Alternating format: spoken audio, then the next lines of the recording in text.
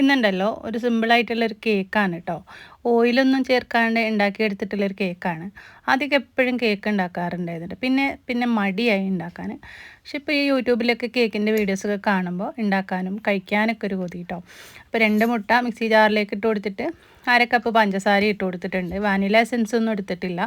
ഒരു നല്ല food colour ചേർത്ത് കൊടുക്കുന്നുണ്ട് കേട്ടോ. പിന്നെ അതിൽ 1/2 ഗ്ലാസ് ഇളം ചൂടുള്ള വെള്ളമാണ് ചേർത്ത് കൊടുക്കുന്നത്. പാല് ഒഴിച്ച് കൊടുക്കാം കേട്ടോ. വെള്ളം വേണ്ടാന്ന് തോന്നുകയാണെങ്കിൽ നിങ്ങൾക്ക് അതിന് പകരമായിട്ട് പാൽ ഒഴിച്ച് കൊടുക്കാം. 1/2 കപ്പ് പാലെടുത്താൽ മതി. ഞാനിപ്പോൾ 1 കപ്പ് മൈദ എടുത്തിട്ടുണ്ട് കേട്ടോ. അത് ഇതിലേക്ക് ഇട്ട് കൊടുക്കുകയാണ്. ഒരു 1/4 ടീസ്പൂണ് ബേക്കിംഗ് സോഡ ചേർത്തിട്ടുണ്ട് കേട്ടോ. ബേക്കിംഗ് പൗഡറൊന്നും ചേർത്ത് കൊടുത്തിട്ടില്ല. അതുപോലെ വാനില എസൻസ് ഒന്നും ഇല്ല കേട്ടോ.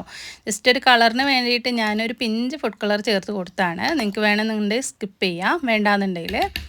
എന്നിട്ട് അടിച്ചെടുത്തിട്ട് ഇതുപോലെ ഒരു പാനിലേക്ക് തുള്ളി ഓയിൽ ഒഴിച്ചിട്ട് ഒത്തിരി മൈദാപ്പൊടി ഒന്ന് ടെസ്റ്റ് ചെയ്ത് കൊടുക്കുന്നുണ്ട്. എന്നിട്ട് ഇതിലേക്കാണ് ഞാൻ ബാറ്റർ ഒഴിച്ച് കൊടുക്കുന്നത്. ഞാൻ ബട്ടർ പേപ്പറൊന്നും വെച്ച് കൊടുത്തിട്ടില്ല കേട്ടോ. ഇതൊന്നും ഇല്ലാത്ത സമയത്ത് നമുക്ക് എപ്പോഴെങ്കിലും ഒന്ന് ഉണ്ടാക്കിയെടുക്കണം തോന്നുകയാണല്ലോ. എന്തെങ്കിലും സാധനം ഉണ്ടാക്കിയെടുക്കണം എന്ന് തോന്നിയാൽ ഞാൻ അപ്പം ഉണ്ടാക്കിയെടുക്കും കേട്ടോ. അപ്പോൾ അതിന് ചിലപ്പോൾ ചില ഇൻഗ്രീഡിയൻറ്റുകളൊന്നും ഉണ്ടാവാറില്ല, എന്നാലും സാധനം അടിപൊളിയായി കിട്ടാറുണ്ട്. ഒരു 10-40 മിനിറ്റ് കഴിഞ്ഞതിന് ശേഷം ഞാനൊരു ടോപ്പിക്ക് വെച്ചിട്ടൊന്ന് കുത്തി നോക്കി. നല്ല ക്ലീനായിട്ട് കിട്ടിയിട്ടുണ്ട് കേട്ടോ.